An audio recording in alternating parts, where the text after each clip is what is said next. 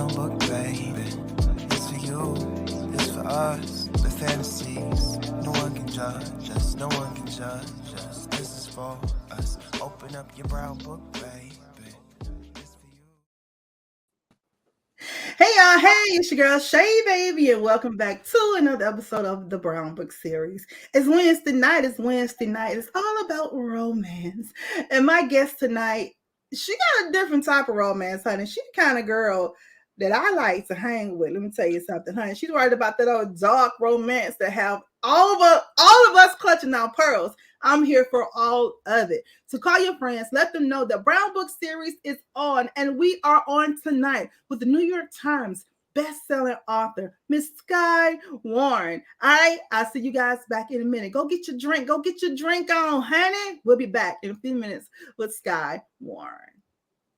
Brown Book Series presents Raw Romance Readers and Writers Experience. Save the date, October 28th and 29th, 2022. Brown Book Series presents Raw Romance Readers and Writers Experience, October 28th and 29th, 2022 at the Westin Old Town, Alexandria, featuring some of your favorite romance authors: Brenda Jackson, Beverly Jenkins, Iris Bowling, Deborah Fletcher Mello, and so much more. The Raw experience will include book signings, meet and greet, photo ops, vendors, shopping, surprise celebrity guests, and live performances. Registration is wide open at brownbookseries.com. Save the date, October 28th and 29th, 2022. Brown Book Series presents RAAW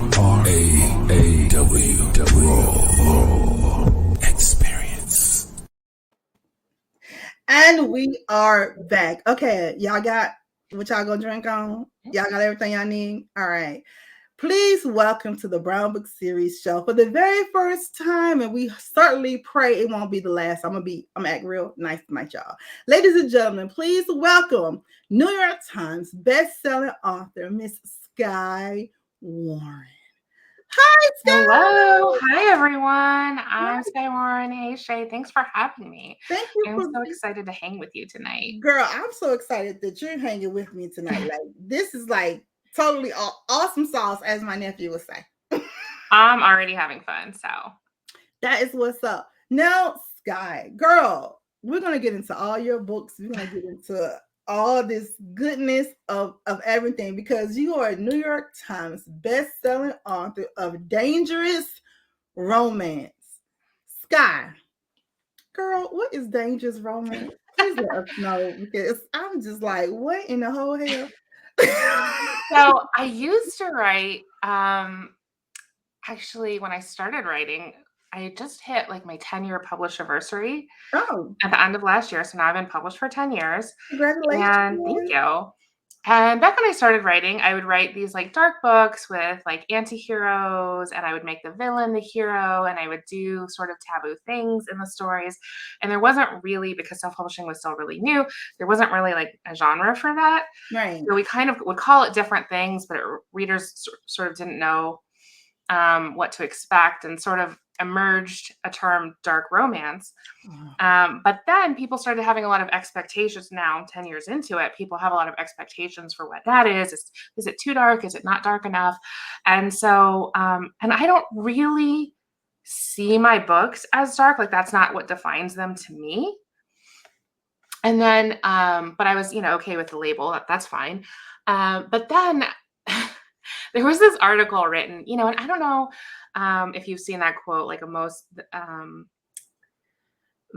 well-read woman is a dangerous thing, or something like that. Yes.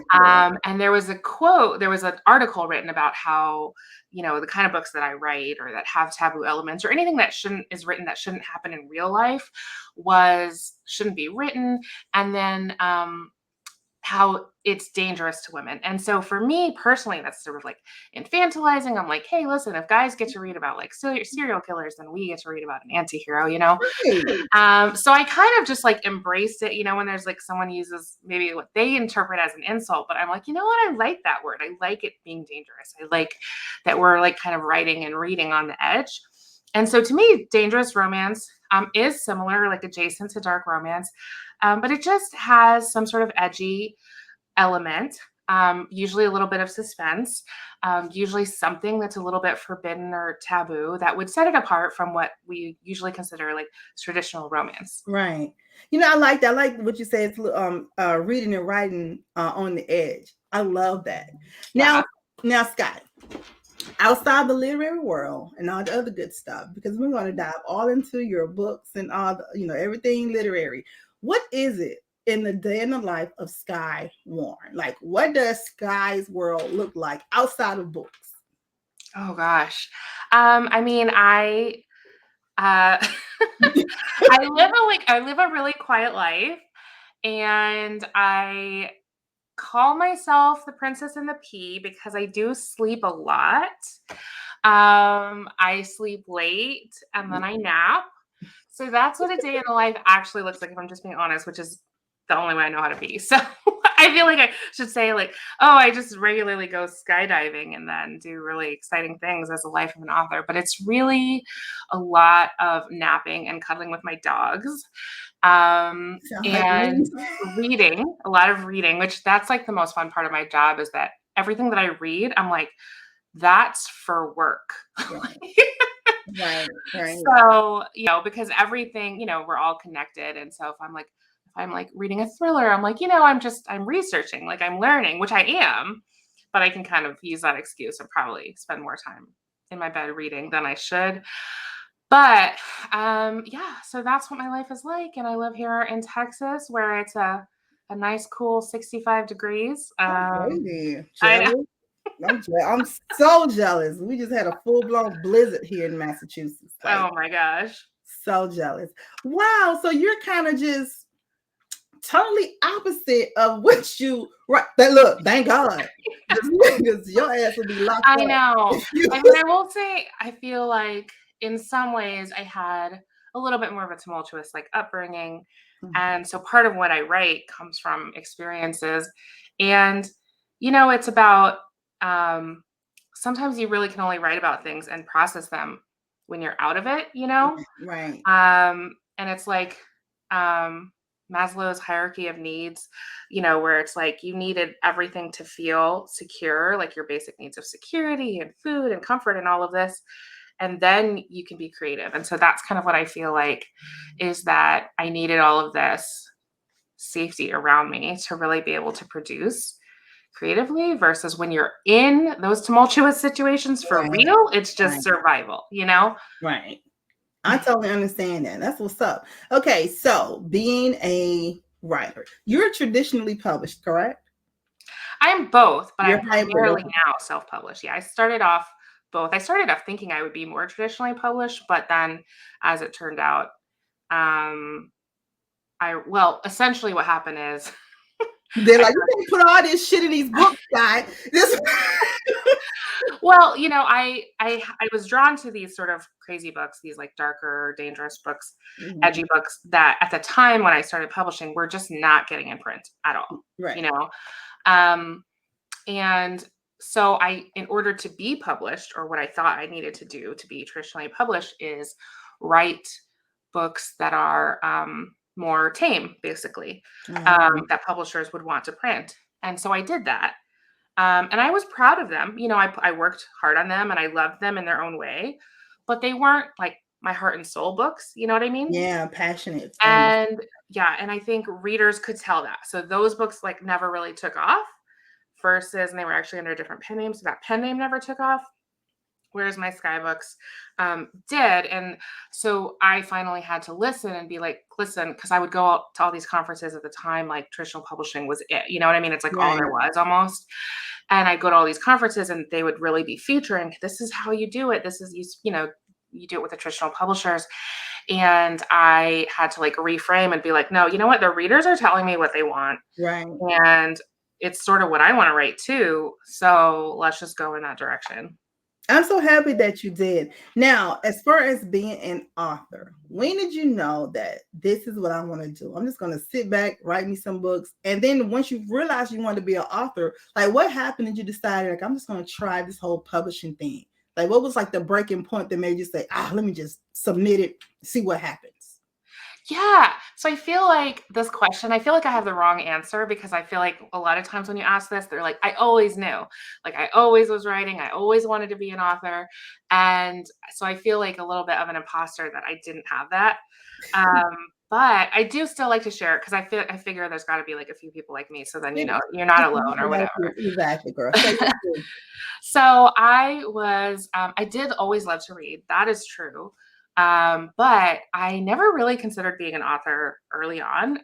Authors just felt otherworldly to me. Like, how could you even do that? How are you coming up with this stuff? Right. And I did well in English in terms of just like, because I read a lot, so I understood. But I also did really well in like math and science. Right. And, you know, my dad was very much like, you better get out there and start earning a good career. And your best chance of doing that is obviously, you know, in sort of some sort of math and science arena, not necessarily like, so I did that. And that was fine. You know, it's just so strange because, you know, like when I was in college, like there would be, you know, the lecture hall of like an entry level computer science class would be what, like, I don't even know, 200, 300 people. Right, exactly. And it would just be like me and across this hall, like one other girl. And we would never talk because like, what do we have in common except for the fact that we're both girls, you know? Exactly, right. And so it just became very normal to me to like always be around guys and always be talking to guys. Again, when I was working, my first job out of college, and I love that job. It was a great job.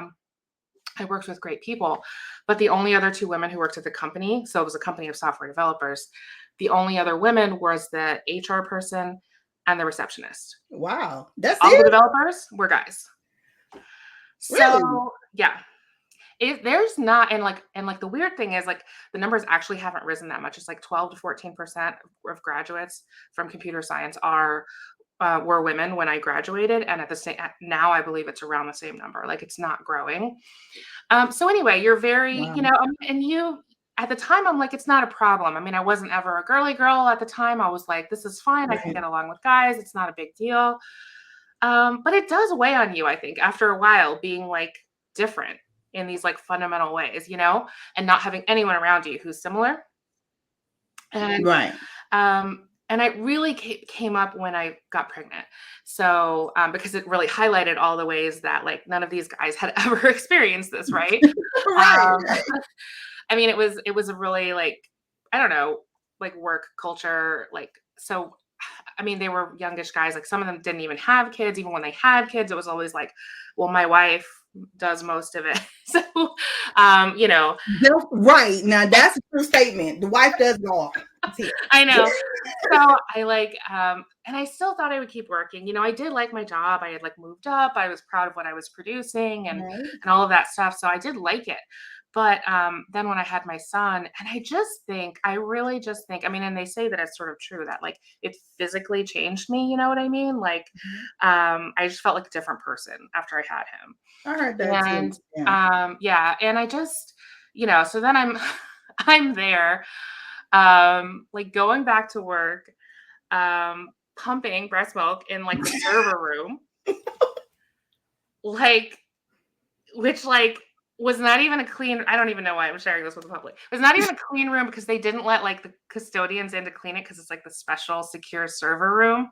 But it was like the only like sort of closed room that we had that I could use. So I'm there with my wipes, like storing it in like the break room. And I'm like, this is a little bit insane, honestly. Like this is going off the rails a little bit.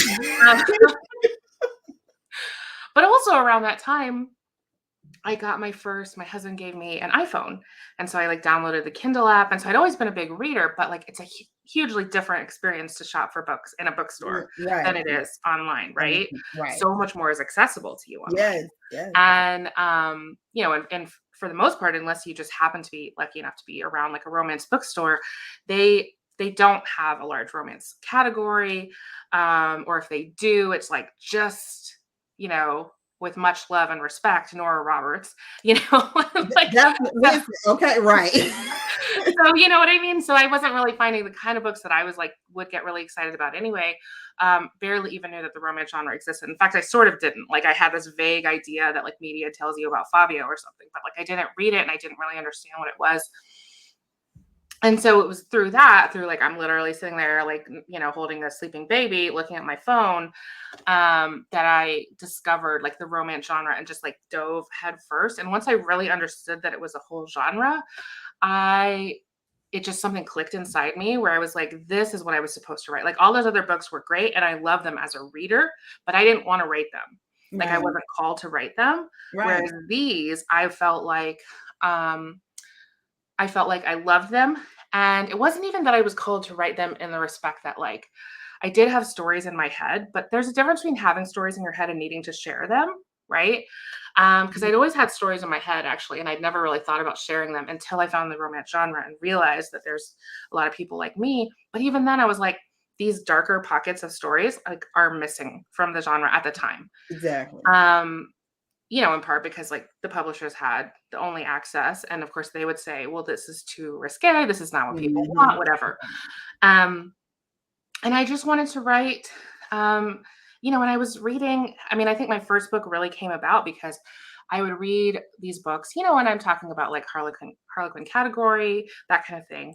And there were some very good books. Don't get me wrong. It's not a quality issue, but it's more, the types of stories they would tell. And so anytime you would have a woman who was like, for example, this is a serious topic, but like a rape survivor, she would be never the heroine. She would always be like the friend or like the cautionary tale. And she never got to have her happy ending. And things have changed a lot in the last 10 years. So if you've just come into the world, you know, book world in like the last 3 years, you're like, what? Those books exist. Well, they didn't exist. Exactly. And I was like, yeah, exactly. And I was like, I want that. I mean, it's so common. I want this to happen to her for real, not almost, not the hero jumps in and saves her. I want to know that she can have her happy ending. And it can be just as romantic. It can be just even as sexy. Sometimes in the rare cases when it would be shown, it would be like, well, it's not about sex, it's about trust or something like that. And it's like, well, sometimes it's a little bit about sex too. Exactly, right. Exactly. That's crazy that you said that. You're right. So that's kind of how I got into it. Like I just I felt called to like share those stories that at the time I felt like were missing. And then once I started, then it was just a snowball thing. It really is a snowball thing because, girl, I said this dang on Skye Warren, honey, she's writing books like every other week, it seems, and I was here for all of it. Let me just say, all of it. Now, Skye, speaking of books, well, first of all, how hard was it for you to get published? Was it like a hard thing, or was it like, okay? Because some people have a success story where some people it takes them 10 years. Then you have one person be like, I pitched it, they bought it, and there we go. So how hard was it for you? Yeah, I mean, I pitched to different editors.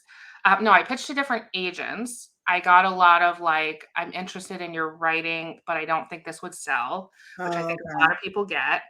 And it's really hard when you're outside to understand where your stories will fit in. And of course, in that case, it really didn't fit into what was currently selling, right? And publishers don't want to take risks. You know what I mean? Like it doesn't make sense necessarily for them to take risks. Okay. So then I ended up finding a publisher first, an editor first. And then once I had the offer, then I got an agent based on that. And so it wasn't that hard. It wasn't like not a 10-year experience. I was a little nervous. So my first RWA, Romance Writers of America, I went in like 2012. Okay. 2012. I had already been self-published secretly under my other name, but I had not been traditionally published under the name that I thought was going to be my real name, you know? Yeah. And I remember I really hadn't traveled, you know, that super much. So I'm a little bit nervous, like going to my first conference or whatever. And I get there at this airport. It's like overwhelming.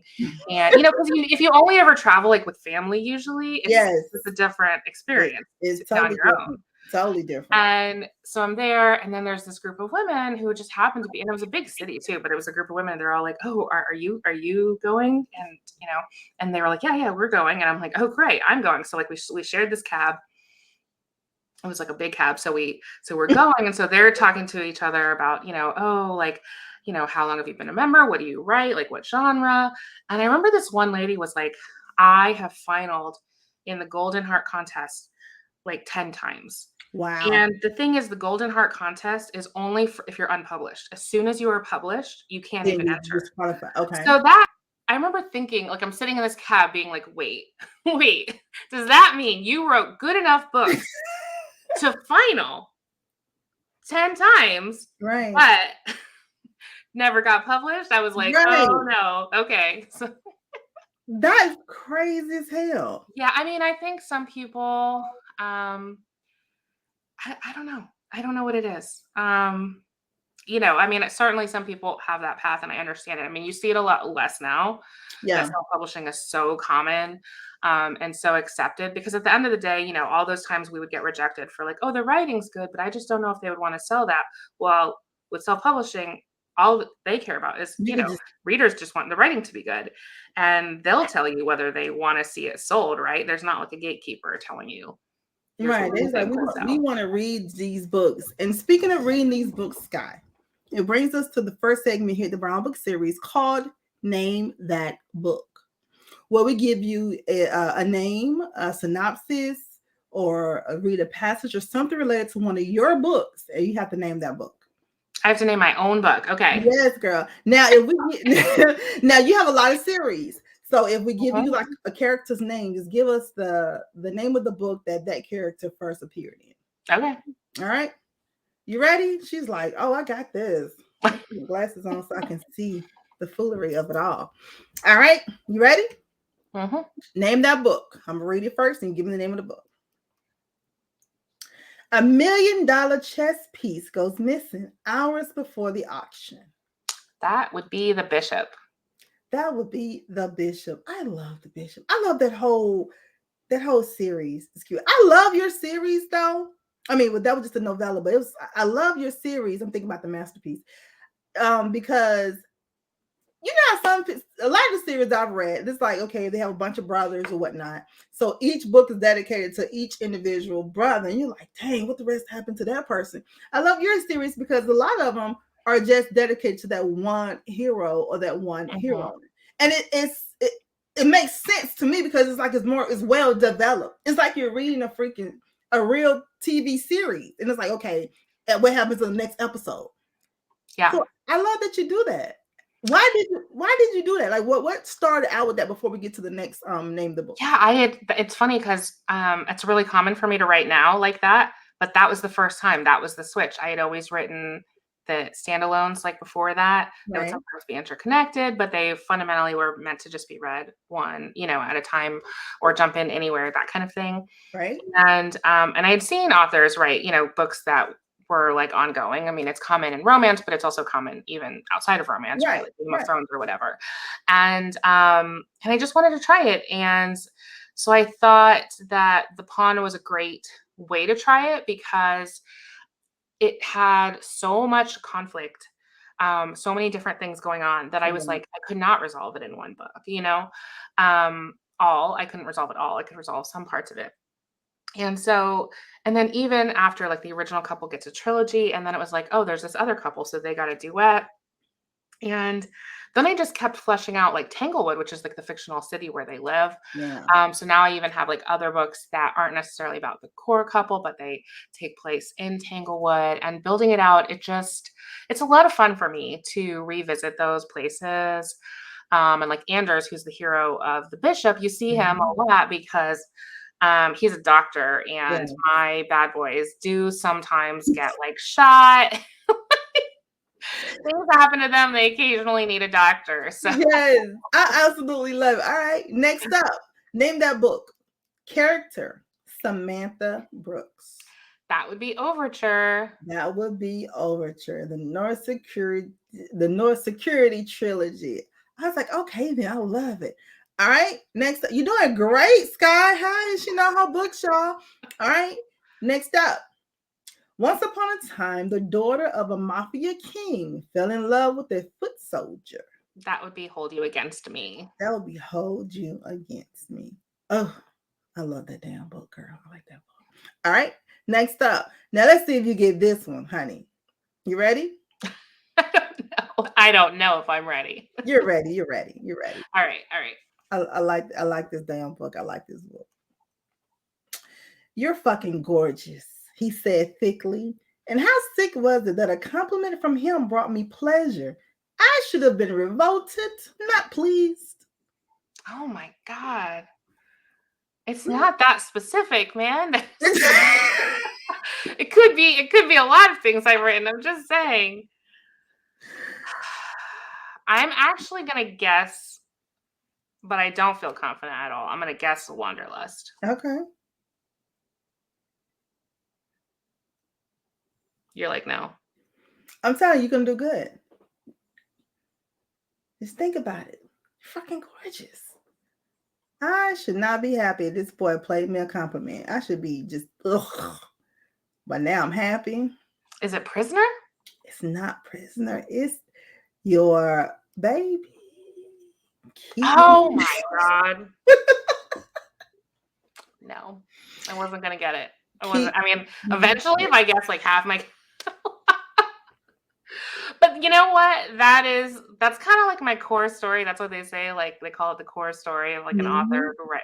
I feel like that's sort of a core story. This like the sense that like she shouldn't like him, but you shouldn't like him, but he that's just his band. I'm like, what? Ew.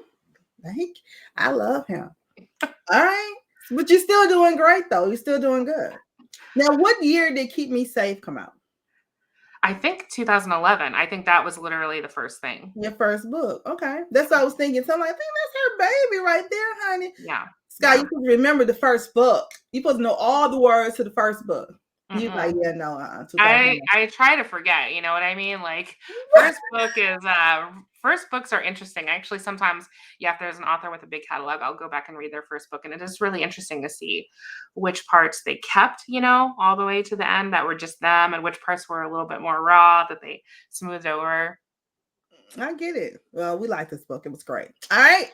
Last up. Name that book. He doesn't deserve happiness, but he holds it in his hands. A woman he loves, a child. The past threatens to rip them away. He risks losing them forever.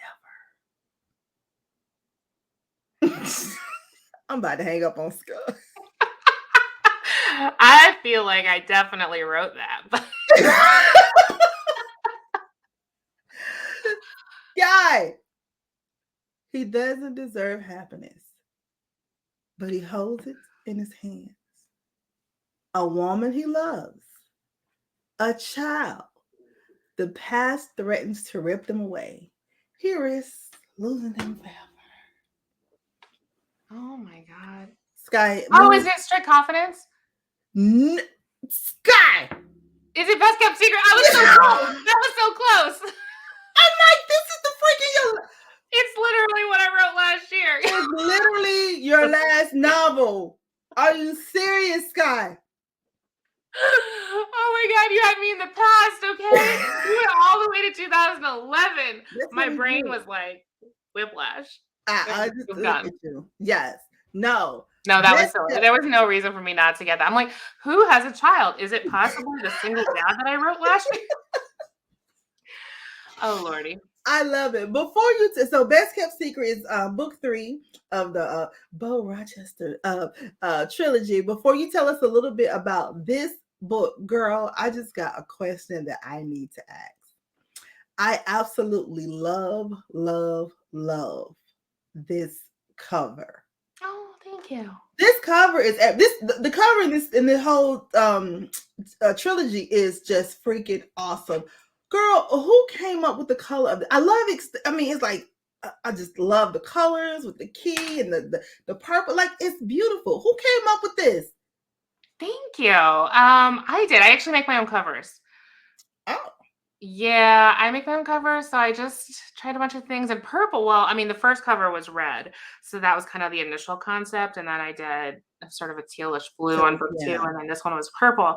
I just thought it fit with the others, but also I do love purple. You actually can't see because it's dark, but my hair is purple.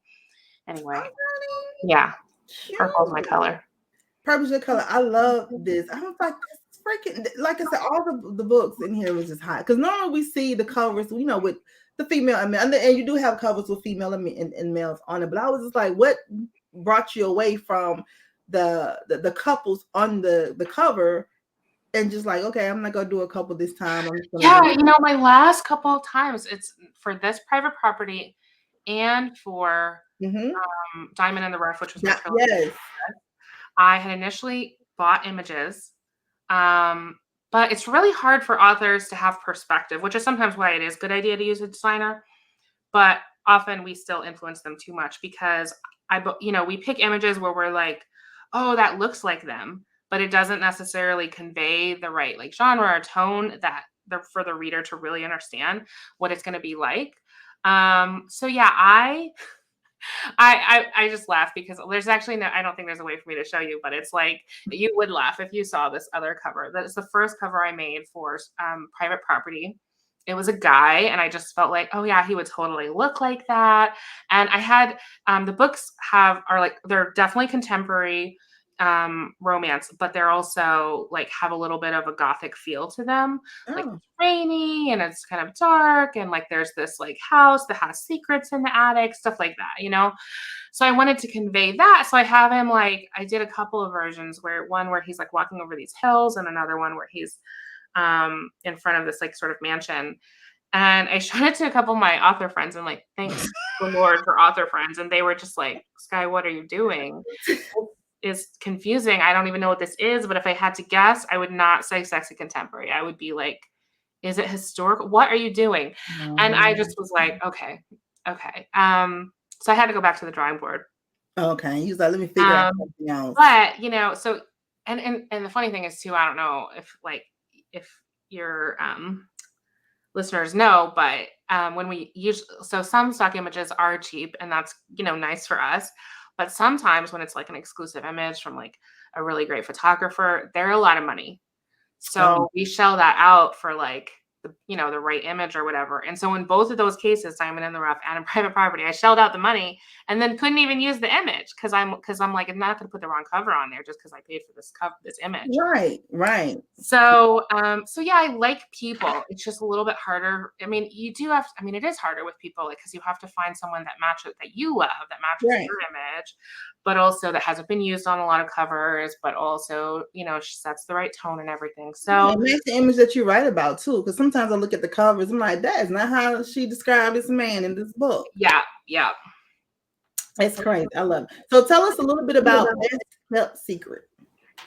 So yeah, it is book 3 of the Rochester Trilogy. So the Rochester Trilogy is about a brooding billionaire who has just recently gotten guardianship of his niece because his brother died.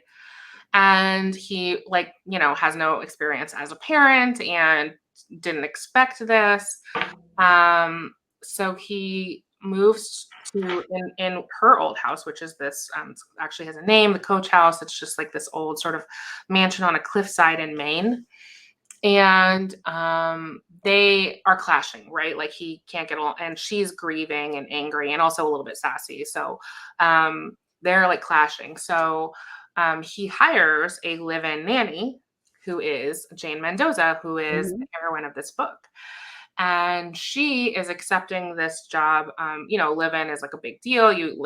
She's moving from Houston to stay there for a year. And she's doing it because the pay is good and so that she can then go to college.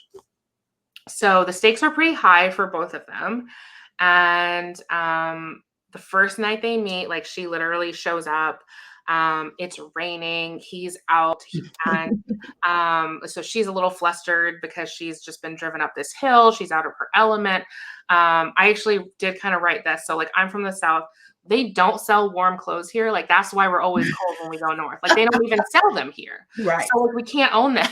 Right. And so, so she's cold, she's out of her element and everything, and she hasn't traveled much because, and so he's grumpy and surly, and he has found this raggedy kitten that needs, that's in the cold and wet, so it needs to help to survive. And he just shoves it at her, and he's like, "Here, this is your interview." Even though she's already supposed to be hired and everything, he's like, "It's your interview. Save this, make this little kitten survive." And she has no experience with kittens, but she's just kind of fumbling along. And so they have this like sort of clash meeting. And then there are secrets in the house. Right. It's also a Jane Eyre retelling. So if you like Jane Eyre by Charlotte Bronte, then you'll probably like this, but you don't have to have read it. So I didn't really share it with a lot of people early on that that's what it was, because I didn't want people to feel daunted or feel like they should have read it first or anything like that, because you don't have to. And so then, once people did start reading it when it came out, then they kind of split where, the ones who hadn't read it were just like, "Oh, I really loved it," because, it's got this commanding billionaire and all these secrets. It has all the stuff that we love anyway. And then the ones who did love Jane Eyre could see the similarities, and the retelling. And I always wanted to do this retelling because Jane Eyre is just one of my favorite books. It was one of the first novels really written from I forget exactly how it was groundbreaking in its way, because of the way it had used the woman as this narrative story. Mm-hmm. And I just, and the funny thing is, I will just say this, is that I just felt like it suited me because I put crazy shit in my books. And I don't, yeah, exactly. And the funny thing is, sometimes people are like, "Well, you can't, do that or whatever." And I'm like, "Well, it's a Jane Eyre retelling." He literally, it's a crazy book. So they were like, "Are you going to put a crazy wife in the attic? Because that's in Jane Eyre." And he was like, "You will have to read to find out." I love it. I love it. I was like, Charlotte Bronte out crazied me. So this is a nice path for me to follow, No, I love her book. I love her so much. And I just wanted to do it justice. So that's partly why it was a little bit scary. I think I wanted to write a Jane Eyre retelling when I started writing, but I did not feel up to the task. Okay. Why not? You're always growing, right? You always want to be growing. Otherwise you're what am I doing? And so at the beginning, it was a lot of taking classes. The thing is, some people have they went to college for this. They studied it. They know all about story structure, regardless of what they did in their jobs. I didn't. I quite literally tested out of everything that wasn't science and math, and also some science and math by the time I got to college. So I didn't even take literature in college. Wow. Yeah. So I'm over here not knowing how to. Oh, sorry, my dog Della, come here. I was just bragging on you, saying how calm you're gonna be, and then she's like, let me tell you, which is so crazy. Scooby literally barked at the same time. So when I heard your dog and I heard him, I'm like, "What the hell is going on?" I'm like, "Did something come from the sky?" Because it's literally at the same time. I'm like, "Oh shit, what's about to happen?" Okay. Yeah, so I wanted to write it, and then I just felt ready, at the beginning there was a lot of learning. Just about writing structure and story structure, but then once you learn, there was still a lot of implementation and just making it more instinctual. And so I just reached this place where I was like, I think I'm ready. I still felt daunted. But the funny thing is, I once saw a review for Private Property that was referencing how filthy the book is, which is to say, very, because I wrote it. And she was like, "I think Charlotte Bronte would be rolling over in her grave if she read this," but she hadn't read Jane Eyre. That was the thing. She just knew that it was a retelling, so she said that. But I think Charlotte Bronte was on board. You know what I mean? Yes. I think so too. I really think so too. I love your writing style. I love everything about you, Skye. Seriously. I was reading your books. I like dark romance. I like that type of stuff. I like romance, period. But every now and then on a Friday night. Yeah. You said, well, it used to be Cinemax After Dark. So I like, this is hot. So, and then the men in your book are so freaking hot as well. I love the mysteriousness of it. It's like, I just absolutely love it. Now, speaking of that, it brings us to the next segment of here, the Brown Book series called Who'd You Rather? Okay. But we take the heroes from each one of your books. And you let us know who you want to have a one night stand with. We talking about just hit it, quit it, let's go. Leave the One money night on the stand. It's a nightstand. different story than like a ongoing, Yeah. It's not a happy ending. That's just one night. Just one night. That's it. That's it. We don't want. All right. Yeah. All right. You ready? Mm-hmm. Who'd you rather? Tyler Martinez or Ian Hennessy? Wow. Yes. That is a decision. Yes. Some CIA agents, honey. Oh.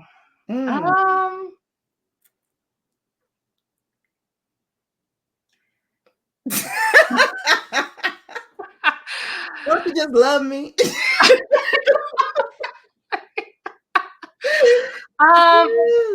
And I'm see, this is the problem when I think about these questions. I'm like, am I me or am I the heroine? You are you. This is Skye. This is what like Skye, Tyler's pretty devoted. I don't know if he would really bring it in the bedroom. I do have an affinity for Tyler, so we'll go with Tyler. Okay. That would be nice. All right, Tyler Martinez it is. All right, we'll go with Tyler. That's cool. Okay, who'd you rather? Now, this one, you're going to just cuss me out. Liam North or Elijah North?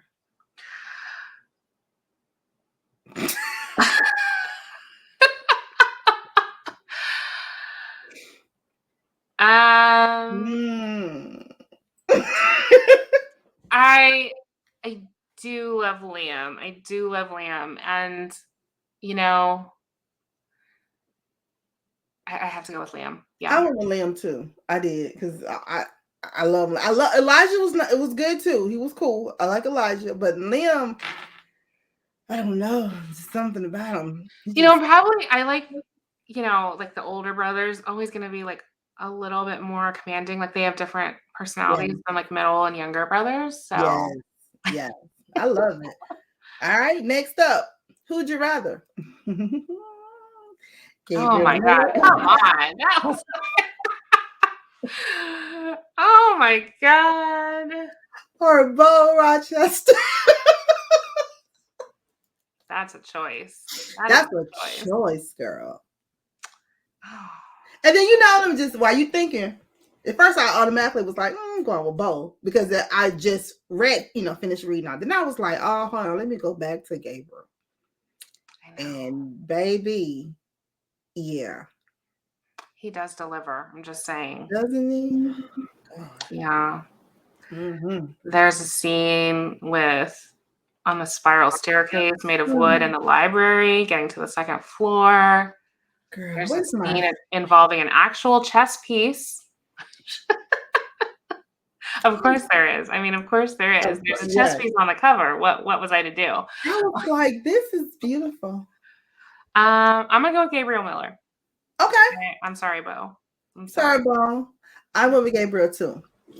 Now, here's the kicker. You ready? Last up. Who'd you rather? Oh no, you did go there. I went all the way there. Christopher or Sutton. And it's girl. This book right here, Skye. Let me just tell you, I loved every piece of it. You hear me? Every piece of it. Every piece of it. So, Miss Stepsister, who you going with? Christopher or Sutton?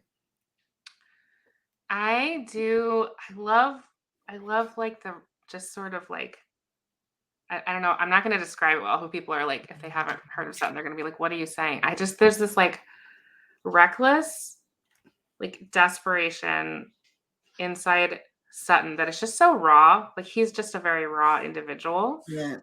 Whereas Christopher is very like calm, cool, collected, commanding. Mm-hmm.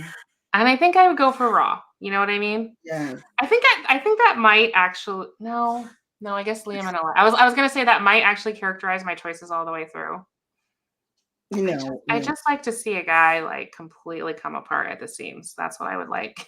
girl, now we gotta talk about this book right here. But hold on, I have a question. You know I got it. You know I had to. The book cover, girl. Oh yeah. You did that too? You did I actually didn't do that one. I saw it as a pre-made. I wasn't even really going to release it as a box set. I didn't really know if I was. But then I saw that as a pre-made, and I was like, I'm buying it. girl. I said, oh, she did that. That I mean Yeah. it works. What made you I don't know why I'm asking. What made Skye Warren write this type of book? But you know, this is an older book too. So what made you write this type of book, Skye? What were you Well, thinking? I mean, I think like I always like to challenge myself, Mhm. and in a way, like I write a similar type of book every time. Like, I have my core story, I have the things that I'm interested in, my style, but I like to try some elements. So, like with the pawn, it was a virgin auction. With Beauty and the Professor, it was student teacher. With Overture, it was this guardian ward taboo, like age gap thing. Right. And with Survival of the Richest, I wanted to do a love triangle. And they're so controversial, but they Yeah, are popular. People like them too. Like, we so, do. and I mean, it's definitely a challenge because, as a writer, because to make it believable, I mean, a real love triangle, not just like, oh, there's another guy who's interested in her. Like Right. a real love triangle is you would have to make it, well, okay, two things. A, you have to make both guys really viable, Yes. right? Like Yeah. real, Yeah. not like, like where she could really pick them. And which means Right. that the reader might want you to pick one or the other, right? You're going to Right. split your readers. And I liked them because you had them on the same playing field. It wasn't like one was a billionaire and then the other one, you know what I'm saying? They Yeah. both, And then, yeah. so you're going to have readers who sort of pick their side and they're going to want you to pick that. So then you're sort of setting it up for disappointment, but you also have, from a writer perspective, but you also are like, you have to just do right by the character. So like, Yeah. I had to like put her with whoever actually makes the most sense for her and who she loves truly. So that was, but it was just, yeah, I wanted to explore it and see what it would be like and do it. And the other thing, so that was number one, is that they both have to be really viable Yes. heroes. But two, if it's a true triangle and not just an arrow, then it actually completes the triangle. Yes. You see what I'm saying? Skye, I love it. Love it. Skye, author's moments. What's your most urgent priority for the rest of the year? I have a word of the year, which is peace. Yes, yes. And I've had words of the year before that had to do with like connections, growth, like just like getting next level, Mm-hmm. And I feel like this year, it's not that I don't want to grow or it's not that I don't want whatever, but I want to feel at peace with my career, with my writing schedule, with, yeah, I just want to have peace and not feel like I'm scattered, always late with everything. Right. Yeah. I understand that. All right. Author's moments. In being a novelist, what did you learn a little too late? Oh gosh. Be honest, Skye. Be honest. Oh, Mm. that might be a tough question. Because in general, I try not to have regrets, which means I don't necessarily store them in my head that way, even though obviously I did learn things, I get you. And I feel like I sort of just like incorporate the story of my life as like, well, that had to happen so you would learn and things like that. So I don't necessarily. And I did just like recently had a bad experience. So then I feel like I want to say that, but I hope that I don't feel like that. And like, it was only like a couple weeks ago. So I hope that like in 6 months, I don't even feel anything negative about it. Okay. I just feel, no. I just want to stay positive. Like I just, Right. sometimes you feel like you get burned and sometimes like that can make you be like, oh, people are whatever out to get you, or people think the worst or whatever. I'm not saying I Right. specifically had that. I'm like I'm being big on purpose. Sorry. But like, No, you but, good. and I just try to be like, no, honestly, I think we're all doing our best Yeah. and everything will work out. I like that. It's almost like you're putting peace in the atmosphere. You know, it's just like what you speak and how you process stuff. So I'm cool. I like that. It works for me. Did I fail the question? Yeah. We'll give you another question. Lots of moments. If you could have tea with one fictional character of yours, who would it be? Ooh. I am partial to Samantha. I'm also partial to Penny. Oh gosh. Maybe both of them. So with Samantha, I like so I'm like half Indonesian, and so like I had written actually Asian characters before, and I'd even written half Asian characters before, but I had just never written, or I'd actually never read a character, a heroine of a romance novel who was from Indonesia, or her heritage was from there. Okay. And I was like, okay, it's a small country, so like it's pretty specific. Right. But I was like, at this point, like they come from other small countries too, So I was like, it just hit me one day. I was like, that's that very specific thing. I haven't seen it, so like I'm gonna do it. Okay. And there's actually a lot of parallels from her life to mine. So I just feel a lot of connection to her. And I don't know, if I had tea with her, I'd probably be like, please tell me about how you manage this stuff, because sometimes I don't.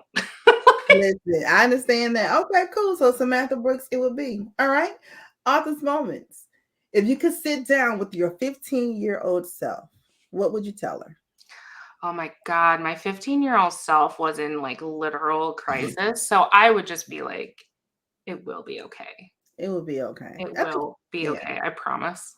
I think everyone's 15-year-old self was like, what the whole hell is going on? Yeah. And just feeling like it can't be okay. Look at all these things that are not okay. And it really will be, Yeah. But like I said, every 15 years, I think the world was always ending. Like, oh my God, it was just a mess. I know when I was 15, I was like, what in Jesus' name? All right, author's moments. What would your pen name be? My pen name is Skye Warren. So.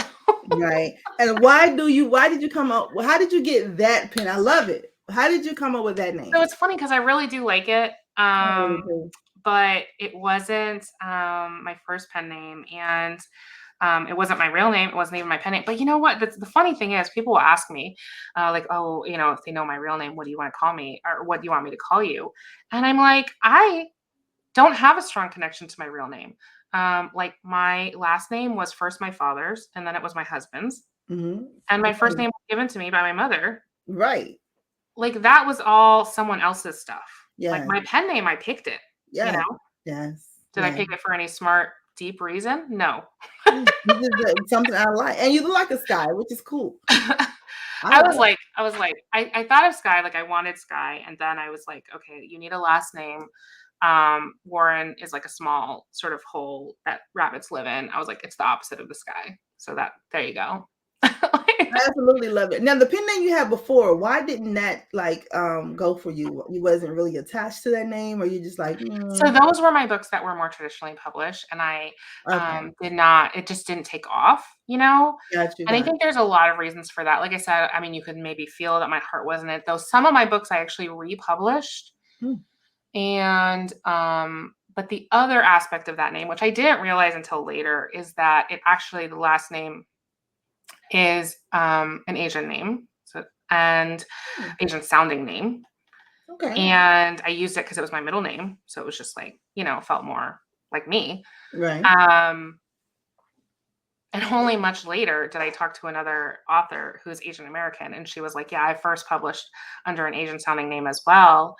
And she was working with a traditional publisher, and she was like, my sales were at the bottom of that little bucket she was in, and then they at some point switched her to a really white sounding name, and then the next book she released was at the top with sales.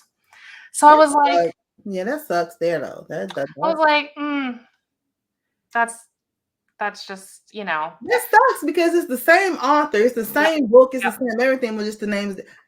That be pissing me off. Don't get me started. No, I know. I don't like that. You know, I don't lead with that story, obviously, but you're like, what was wrong with that old pen name? And I'm like, well, let me tell you. Exactly, because that could like stifle your creativity and could have been like, you know what, and no one's gonna read my stuff. Let me just stop. You know, when people just Yeah. I mean, I didn't even know at the time that was potentially why. So I couldn't even have really made the decision to change it or not. Not that I should have had to, but like, regardless, I didn't even know. And it was just, I think I was, lucky that I had started the secret pen name, which is now Skye Warren, no longer a secret. Right. And I mean, I took some of those old books that were published once I got the rights back from the publisher, and I republished them, and they sold way better as Skye Warren. That don't make no sense. A hot ass mess. Skye, dead or alive? If you were hosting a dinner party and could invite 5 people of any era, who would it be? I'm going to forget someone like super important, but I mean, I think I just feel like if you could just sit at a room, if you could just sit at a table with like Oprah, Gandhi, Mother Teresa, and like who else? Girl, we ain't gonna be able to drink at your table. I don't know. I'm just playing. It's not going to be the party table. Let's be real. It's not a party table. But I just would, it would just be probably just someone super historical like Galileo or something. I'm a nerd, it's not really a secret. I'm with it. Like, I love it. I love it. So we got Oprah, we got Gandhi, we got Mother Teresa, Galileo. Yeah, one more. Oh my God. Maybe I would say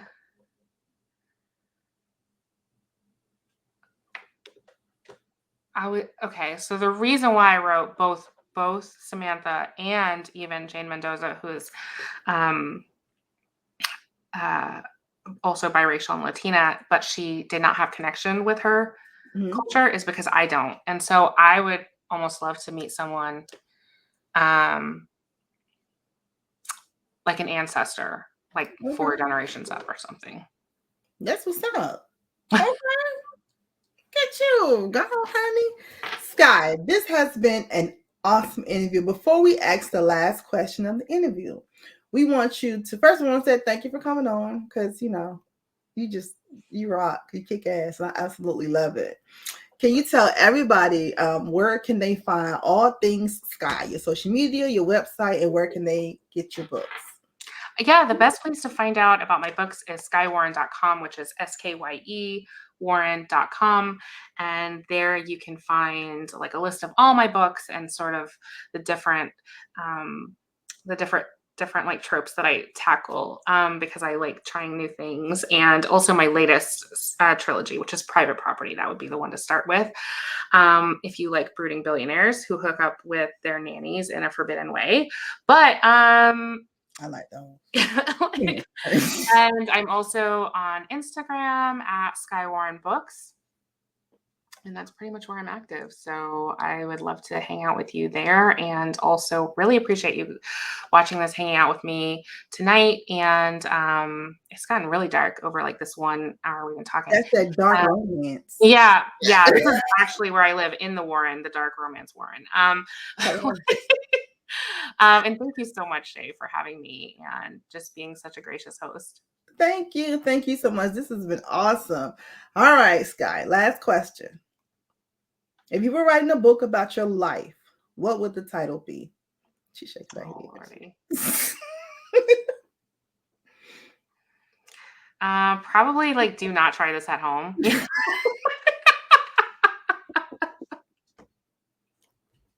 know what? Yes, don't try this at home. After you read her books, don't try this at home. And if you do try it, call me and Skye. I mean, definitely at your own risk. That's all I'm saying. Listen, if you do try it, call me and Skye so we can watch. Ladies and gentlemen, give a warm Brown Book Series applause to New York Times bestselling author, Miss Skye Warren. Yay, Skye! Thank you. Thank you. Hold on a second for me, Scott. If you liked the interview, and I know you did, please like and subscribe. Okay, y'all know how we do. Every Wednesday night at 6 o'clock, we are supposed to be right here at the Brown Book Series. It goes down. Okay, and if you haven't registered for Raw, please go over to the Raw Experience. That's RRAW Experience for Raw. Honey, Regina Bell says she can't sing to herself, honey. That's what she said. And it's going to be wonderful. We're going to try to trick Skye and see if we get her there to sign some books for us. So make sure you go to the Raw Experience, RRAW Experience.com, and we'll see you here next week. We have so many wonderful people coming up. I'm talking about from the Max Monroes to Jennifer Probst to like everyone, all in the name of romance. All right. See y'all soon. Be safe. Open up your brown book, baby. It's for you, it's for us. The fantasies, no one can judge us, no one can judge us. This is for us. Open up your brown book, baby.